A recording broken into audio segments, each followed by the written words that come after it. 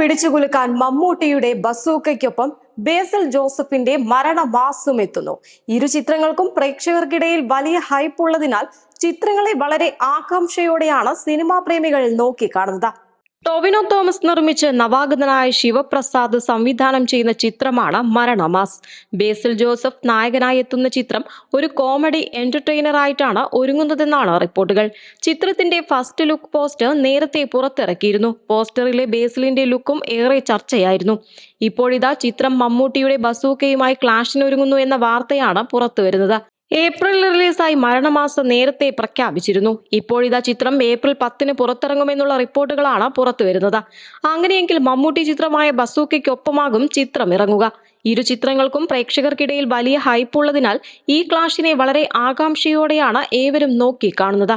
വാഴ, ഗുരുവായൂർ അമ്പലനടയിൽ എന്നീ സിനിമകളിലൂടെ പ്രേക്ഷക ശ്രദ്ധ പിടിച്ചുപറ്റിയ സിജു സണ്ണിയാണ് മരണമാസ സിനിമയുടെ തിരക്കഥ ഒരുക്കുന്നത്. ടൊവിനോ തോമസ് പ്രൊഡക്ഷൻസും വേൾഡ് വൈൽഡ് ഫിലിംസും ചേർന്നാണ് ചിത്രം നിർമ്മിക്കുന്നത്. ടൊവിനോ തോമസ്, ടിങ്സ്റ്റൺ തോമസ്, തൻസീർ സലാം, റാഫേൽ പേഴോളിപ്പറമ്പിൽ എന്നിവരാണ് മരണമാസിന്റെ നിർമ്മാതാക്കൾ. ന്യൂസ് ഡെസ്ക്, സെഡ്കോ ന്യൂസ്.